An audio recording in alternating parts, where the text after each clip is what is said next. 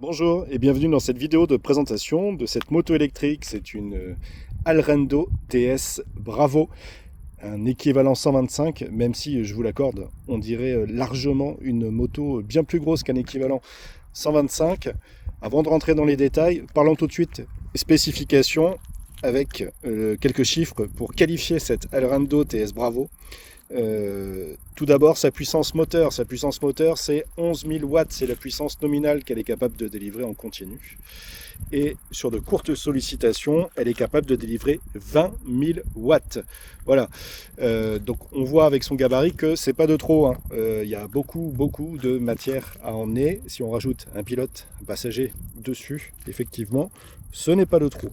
Toujours au chapitre des chiffres pour la qualifier, parlons maintenant couple. Son couple est annoncé à 440 Nm. Ça ne vous parle peut-être pas. C'est une valeur qui est énorme. C'est un couple de voitures avec un gros moteur, un V8 par exemple. Et donc 440 Nm, c'est un couple démentiel, mais c'est un couple que l'on arrive à voir parce que c'est une motorisation électrique qui délivre tout de suite le couple. Allez, continuons de parler chiffres avec cette fois un chiffre important quand il s'agit de véhicules électriques. Je veux parler de l'autonomie. Son autonomie est annoncée, écoutez-moi bien, à plus de 400 km d'autonomie au maximum entre deux recharges, de passer de 100% à 0% de batterie. On y reviendra tout à l'heure pour voir ce que ça donne dans la vraie vie, dans une vraie utilisation. Et donc pour annoncer une telle autonomie, il faut avoir une quantité de batterie importante. Là aussi on va parler chiffres, puisqu'il y a plus de 17 kWh de batterie qui sont derrière ce cache. 17 kWh de batterie, pour vous donner un ordre de grandeur, vous avez des voitures avec 50 kWh de batterie à bord. Là on en a 17. Donc évidemment ça pèse lourd, et ça me fait une transition toute faite pour vous parler du poids sur la balance de cette Allrendo TS Bravo.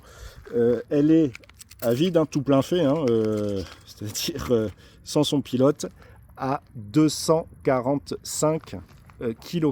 Voilà, 245 kg, c'est son poids en ordre de marche quand il n'y a personne dessus. Donc on est vraiment dans la fourchette haute des motos électriques équivalent 125 qui plus est, puisque je le rappelle, c'est une moto qui peut être conduite avec un permis B, un permis voiture, et une formation 125, c'est une formation qui dure environ une journée. Toujours au chapitre des chiffres, maintenant parlons de la vitesse de pointe. C'est une moto qui est taillée pour faire de la route, de la voie rapide, puisqu'elle permet d'aller à 135 km/h. 135 km/h, elle les fait vraiment, pas de suspense là-dessus. Ça c'est avec le mode 3. Le mode 3, c'est le mode le plus rapide. Il y a 3 modes à disposition. Pour passer d'un mode à l'autre, je fais tout simplement mode plus ou mode moins. Ici. Alors parlons de l'affichage. Maintenant, sur l'affichage, je vais pouvoir notamment visualiser le mode sur lequel je suis. Là, je suis en mode sport, je bascule en mode normal ou je bascule en mode éco. Voilà, je vous ferai une petite démonstration en route de ce que ça donne d'un mode à l'autre, la vitesse de pointe, et voir si c'est adapté ou non en fonction de l'environnement. Également, cet écran il va me permettre d'accéder à plusieurs informations, des informations sur la batterie. Là je vois que j'ai une charge à 83%, et je vais pouvoir aussi utiliser les boutons tactiles qui sont ici pour naviguer, voir les options à disposition. Je peux changer par exemple le thème de l'affichage, changer la langue, aller dans des infos sur le trip, c'est-à-dire le trajet que je viens de réaliser. Voilà, donc quelques infos, rien de fou, mais c'est globalement lisible et intuitif, facile à utiliser. Voilà. Sur les commodos, je vais trouver les classiques clignotants, je vais trouver également l'avertisseur sonore, et important, ici vous voyez, j'ai un bouton régulateur de vitesse. Voilà, ça a plus de sens, on en trouve sur pas mal de petits scooters électriques. Moi je trouve sur une moto comme ça a du sens d'avoir un régulateur de vitesse, puisqu'on est amené à faire de la distance parce que on a pas mal d'autonomie, parce qu'on a également, on est amené à prendre des routes limitées à 80, 90 km/h, 110 km/h. Voilà, donc ça vraiment je trouve du sens d'avoir un régulateur de vitesse. Les commodos à droite, on a quoi? On a un coupe-circuit ici. On a également les warnings. Voilà. Et petit conseil pour la mettre en route, vous ne faites pas avoir comme moi, il ne suffit pas juste d'appuyer sur Start et d'attendre qu'elle passe en mode Ready. Il faut appuyer à la fois sur le frein et sur Start. Voilà, pour qu'elle passe en mode Ready. Là, elle ne passe pas en mode Ready, tout simplement parce que je suis sur béquille, et sur béquille, comme tous les véhicules, deux roues en tout cas, eh bien, je ne peux pas démarrer. C'est une sécurité. Le moteur de cette Alrendo TS Bravo, il fait 11 kW de puissance nominale, c'est-à-dire la puissance qu'il est capable de tenir pendant 30 minutes en continu sur un banc d'essai. Et il transmet sa puissance à la roue arrière avec une courroie. Donc c'est une courroie, donc c'est tout à fait silencieux. Ça demande un tout petit peu d'entretien. Une courroie comme ça, en fonction de comment on conduit, comment elle s'use, ça se change tous les 5 ou 10 000 km. Donc il transmet ce moteur, sa puissance, à un imposant pneu de 17 pouces, roue de 17 pouces à l'arrière. Et vous voyez, on est sur quelque chose de tout à fait large. C'est un 180-55, donc sur du 17 pouces. Donc ça vous donne du grip. Et ce grip, il est intéressant à la fois pour l'accélération et également pour les freinages. À l'avant, je suis aussi sur du 17 pouces. C'est des pneus de 120-70. Allez, parlons du freinage parce que c'est important en deux roues. C'est un freinage qui est un freinage avec ABS. Nous avons un double disque à l'avant. Voilà, je rappelle que la moto fait quasiment 250 kg, hein, donc c'est pas de trop. Et je vous ferai un petit essai freinage là, de 50 à 0 tout à l'heure en vidéo. Mais vous pouvez d'ores et déjà retenir que ça freine bien, ça freine très bien. Pourquoi? Parce que j'ai des pneus qui sont larges. J'ai un amortissement qui est efficace, hein, vous voyez la taille de la fourche, elle est quand même très costaude. Et deux disques combinés à l'ABS, ça freine très bien.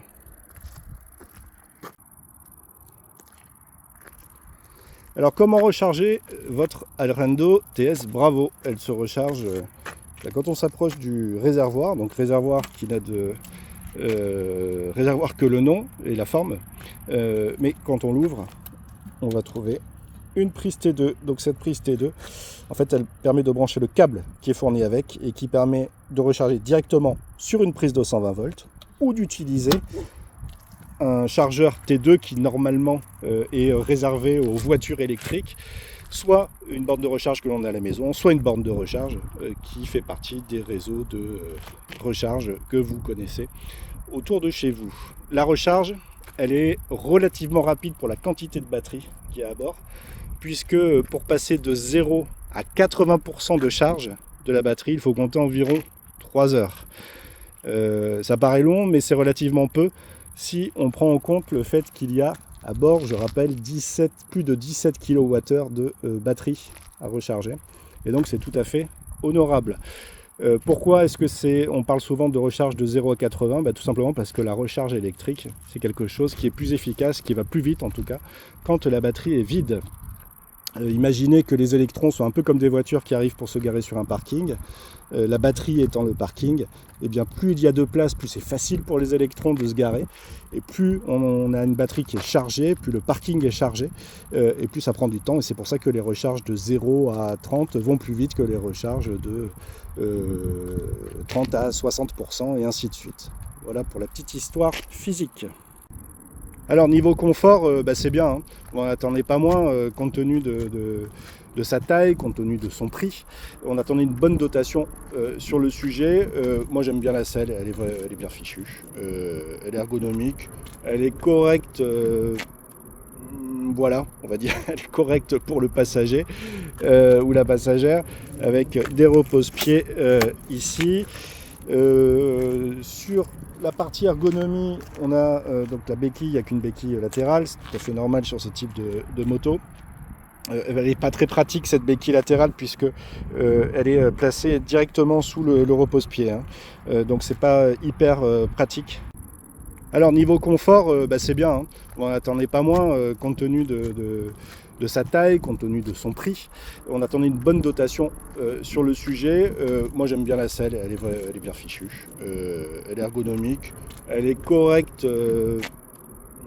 Voilà, on va dire, elle est correcte pour le passager ou la passagère, avec des repose-pieds ici.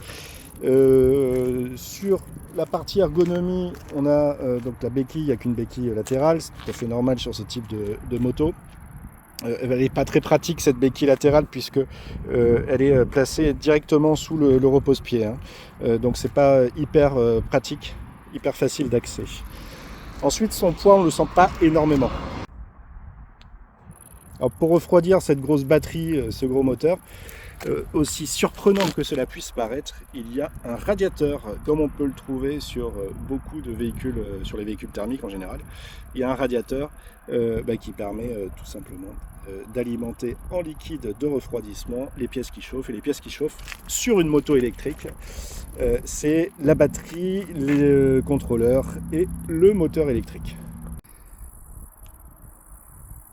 Alors cette Alrando TS Bravo que moi je mets dans la catégorie des cruisers, hein, des motos que l'on utilise plutôt pour faire de la balade, voire de la longue distance, elle me fait penser un peu à, pour les plus anciens, alors j'ai des références de vieux, désolé, la Yamaha 1200 VMAX qui a arrêté sa production je crois il y a quelques années, avec, quand on est assis à son bord, quand même un guidon assez large. Je monte à bord. Pour avoir les mains, on n'est pas sur une Harley hein, avec le guidon qui remonte, hein, mais concrètement, il ne faut pas avoir des tout petits bras.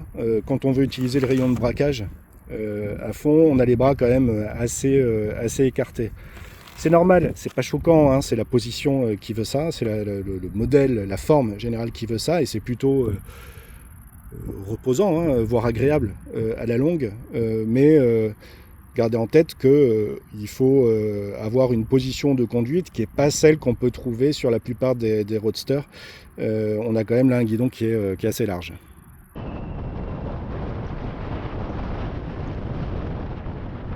Allez, nous voilà au guidon de cette Alrando. Cette fois, on va la tester en condition. Pour commencer, sur une prise d'accélération, on va rentrer sur une voie rapide, donc une voie d'accélération. Ça nous permet de tester deux choses. Un, son accélération. Deux, sa capacité, là ça tourne, on le voit, à prendre un peu d'angle. C'est agréable de prendre de l'angle avec cette moto, hein. Elle part pas trop vers l'extérieur, on sent pas trop son poids. Elle est bien posée, comme on dit, dans le virage. Voilà, j'accélère, donc rapidement j'atteins 100 km/h, 110 km/h. Donc ça c'est rassurant, je peux accélérer assez vite pour m'insérer dans la circulation. Et puis j'en ai encore un petit peu sous l'accélérateur, hein. Si besoin, je peux doubler, aller chercher 130 km/h, ça il n'y a pas de problème. C'est assez rare, hein, ça reste, faut garder en tête qu'on est, je suis encore sur une 125 là, hein, donc c'est une 125 électrique, mais ça reste une 125. Et donc je peux même aller chercher, je vous le disais, 135 km/h sa vitesse max. Et ce 135 km/h, elle le tient bien. C'est pas juste je fais une pointe et ensuite j'ai du mal à le conserver. Même avec une batterie qui n'est pas à 100%, on voit j'arrive à tenir ces 135 km/h, en tout cas au compteur. Donc ça c'est rassurant. Pour la petite histoire, ça monte un petit peu là, la route sur laquelle je suis. Donc ça tient tout à fait bien. Donc là, elle est vraiment dans son rôle, c'est-à-dire une moto qui me permet de faire du cruising, de voyager assez longtemps, pour peu qu'il me reste de la batterie, et à une vitesse que je peux maîtriser, c'est-à-dire me sortir d'éventuelles situations difficiles en ayant suffisamment de réserve pour accélérer. Et j'ai envie de dire, elle est dans son élément naturel là, hein. On est sur de longues lignes droites, des voies rapides, quelques voitures à doubler. En plus il fait plutôt beau, donc là on est royal, hein. On est bien installé, ça fait pas mal, on a une position qui est pas trop droite, on est confort. C'est vraiment le type d'usage, le cas d'usage qui convient à cette Alrando TS Bravo.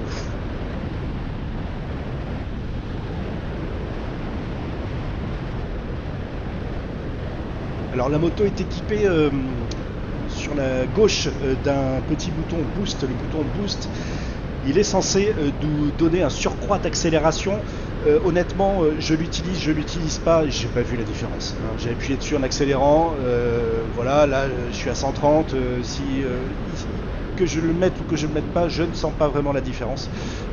Voilà, tant mieux j'ai envie de dire, parce que si en plus d'accélérer, il faut aller chercher un bouton avec l'index pour avoir la puissance que l'on désire, voilà, moi, personnellement c'est pas trop mon truc d'avoir des boutons, des boosts, des trucs, des machins. Le mieux c'est j'ai besoin d'accélérer, je tourne la poignée, j'ai besoin de freiner, j'appuie sur le frein.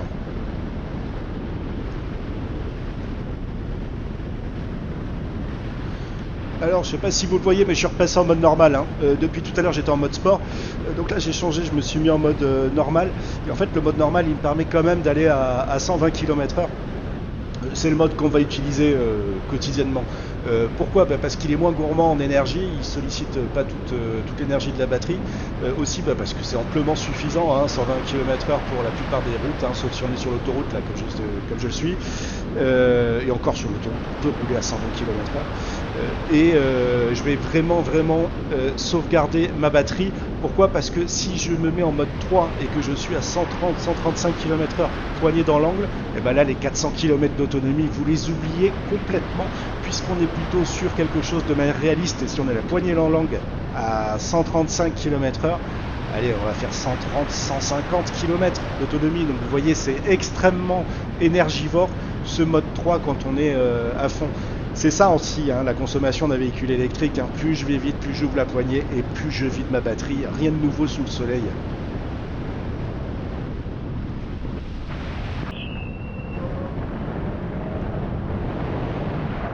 Voilà, on continue avec ce fameux mode 2. Ce mode 2, donc, qui est un mode pensé pour la circulation, pas forcément sur autoroute, mais on va dire en zone périurbaine, hein, là où je vais rouler à 80, 110, 90 km/h. Et il est parfait ce mode 2 parce que j'ai quand même suffisamment d'accélération à la roue arrière pour démarrer. J'ai également suffisamment de vitesse de pointe, hein, on l'a vu à l'instant, là j'étais à 120 km/h. Ça suffit, voilà, c'est le mode que vous allez utiliser quasi quotidiennement, ce mode 2. D'autant plus que le mode 1, donc je vais passer en mode 1 là, tout à l'heure, là, quand on sera en ville, en centre-ville, il est bien parce qu'il limite encore plus ma vitesse de pointe, mais moi je le trouve un peu ennuyeux, tout simplement parce qu'il accélère pas assez. C'est pas parce que je veux pas aller vite en pointe que je ne veux pas avoir assez d'accélération. Et ça manque définitivement sur le mode 1. Voilà, donc là, vous voyez, par exemple, je mets le cruise control, je me mets à 80, je suis sur une route droite. Voilà, là elle est aussi dans son rôle, c'est ça du cruising, c'est j'ai quelque chose qui tient tout seul, la route qui tient tout seul.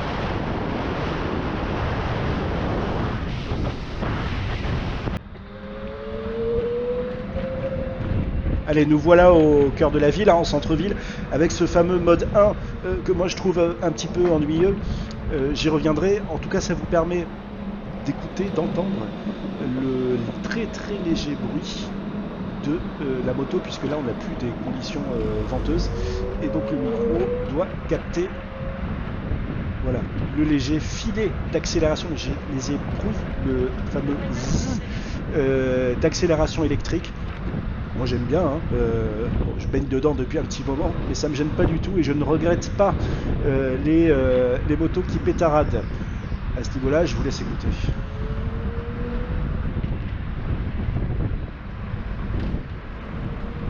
Voilà, c'est très léger, hein. C'est vraiment léger, ce petit son d'accélération.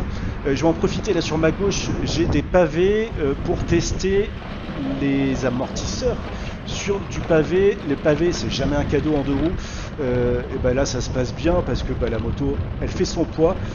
Les amortisseurs bossent bien et les pneus sont larges. Je ne sens pas rien, mais en tout cas, ça ne saute pas dans tous les sens, ça ne guidonne pas dans tous les sens, ça se passe vraiment bien.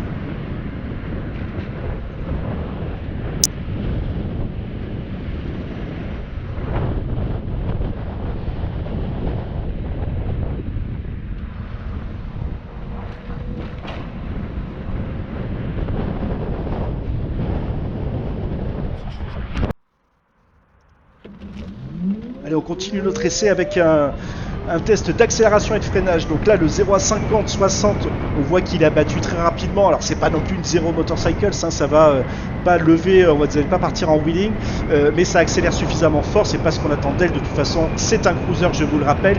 Là, je vais tester le freinage. Donc on va se mettre à peu près à 50 km/h. Je vais me jeter sur les freins. Imaginons que c'est un freinage d'urgence. On va voir ce que ça donne. Allez, c'est parti. Voilà. Allez, nouveau test, cette fois un test d'accélération. On va faire du 0 à 110 à peu près pour rentrer sur une voie rapide. Voilà, je vous laisse regarder. J'ai le bouton boost appuyé, mais je vous l'ai dit, ça ne change pas grand chose. Et à nouveau, je peux m'insérer très rapidement dans la circulation. Voilà, je me sens en sécurité avec une moto, un équivalent 125. On oublie vraiment que c'est un équivalent 125. Cette grosse moto électrique qui procure un vrai agrément de conduite. Elle est vraiment très très agréable et ça permet pour ceux qui n'ont pas le permis A de se satisfaire de sensations qui sont généralement réservées aux gros cubes. Voilà. Alors j'en profite rapidement pour faire un point sur l'autonomie. 400 km d'autonomie, ça vous oubliez, sauf si vous roulez à 50 km/h et que vous pesez 60 kg. Dans la vraie vie, en mode 2, le mode normal que je suis en train d'utiliser, vous serez plutôt aux alentours de 200-250 km et c'est déjà beaucoup pour une moto électrique. J'espère que vous en savez un petit peu plus sur cette Allrando TS Bravo. Je vous dis à bientôt.